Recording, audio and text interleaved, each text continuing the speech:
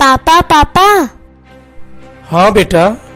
पापा, भैया रोज दादाजी के पास कहानी सुनने चला जाता है। मुझे और ये अंश भैया को तो लेके ही नहीं जाता कभी। अरे तो क्या हुआ बेटा, मैं हूँ ना आपको कहानी सुनाने के लिए। बताइए आज आपको कौन सी कहानी सुनाए? कोई भी सुनाना, पर वो अच्छी होनी चाहिए और वो यश भैया ने नहीं सुनी होनी चाहिए। ठीक है बेटा, मैं आपको ऐसी कहानी सुनाऊंगा जिस कहानी को यश ने कभी नहीं सुना होगा।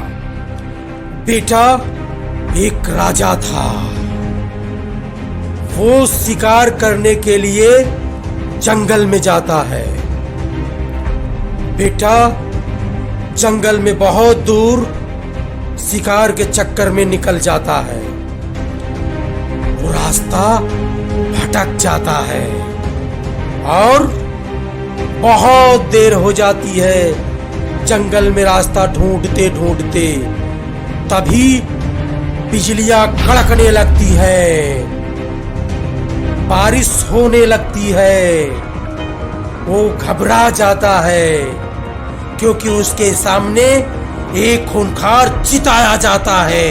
पापा, जब राजा के सामने चीता आ जाता है तो राजा क्या करता है? तभी राजा अपनी तलवार खींचता है और चीता के ऊपर टूट पड़ता है। दोनों में खूब खूंखार तरीके से जम के लड़ाई होती है। दोनों आपस में लड़ते रहते हैं। अंत में राजा अपनी तलवार चीता के सीने में खचाक के भोंक देता है और चीता वहीं लहूलुहान होके दम तोड़ देता है। फिर राजा अपने रथ पे बैठता है और अपने राजमहल को लौट आता है। उसके बाद क्या हुआ पापा? उसके बाद बेटा, एक दिन राजा रात में अपने राजमहल में सो रहा था। खूब जोर की हवाएं चल रही थी। चारों तरफ काली अंधेरी रात थी। बिजलियां गड़गड़ा रही थी। बेटा, रात में फिर राजा एक बहुत ही डरावना सपना देखता है कि वो चीता इसके सीने पे बैठ के इसके सीने से इसका दिल निकाल के खा रहा है। राजा बहुत ही डर जाता है, घबरा जाता है और डर के मारे जब अपने बिस्तर पे उठ के बैठता है तो देखता है। पापा, राजा फिर क्या देखता है जब वो बिस्तर पे बैठता है?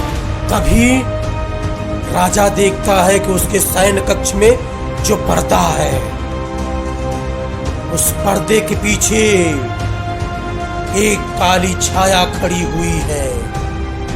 राजा अपनी तलवार निकालता है और तलवार निकाल के जब धीरे धीरे धीरे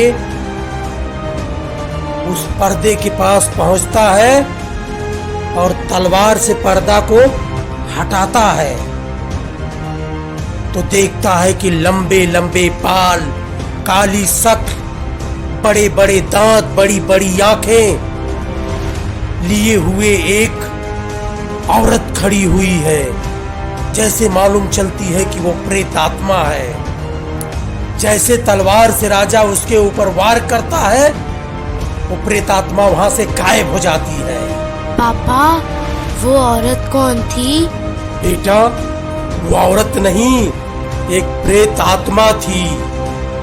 राजा अब धीरे धीरे धीरे धीरे बीमार पड़ने लगता है। वो प्रेत आत्मा उसे रोज स्वप्न दिखाती थी।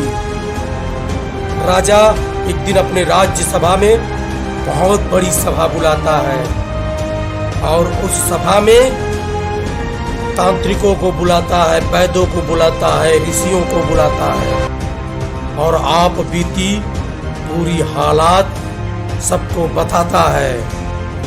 बड़े बड़े विद्वानों ने गुणन मनन करने के बाद कहा, हे राजन, वह जो प्रेत आत्मा है आपके पीछे पड़ी हुई है। आपसे कोई अनर्थ हुआ है, उस अनर्थ का वो बदला लेना चाह रही है। पापा अब मुझे डर लग रहा है, बाकी कहानी आप कल सुनाना। अरे मेरी बच्ची डर गई।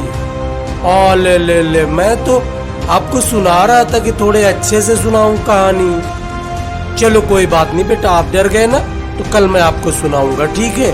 और सुनो बेटा, जाके पढ़ाई कर लो, अपने अंशु भैया से भी बोल दो। और अभी कहानी सुन के यस आए हैं कि नहीं आए हैं? दोनों लोगों को साथ में लेके पढ़ाई कर लिए, क्योंकि बेटा होमवर्क भी जरूरी है ना। कहानी मैं आपको रोज सुनाऊं, लेकिन आप प्रॉमिस करिए कि अपना होमवर्क पूरा करके रखेंगी ना, टाइम से स्कूल जाएंगी ना। ओके पापा, मैं आपसे प्रॉमिस करती हूँ कि मैं रोज अपना होमवर्क टाइम पे करूँगी और टाइम से स्कूल जाऊँगी।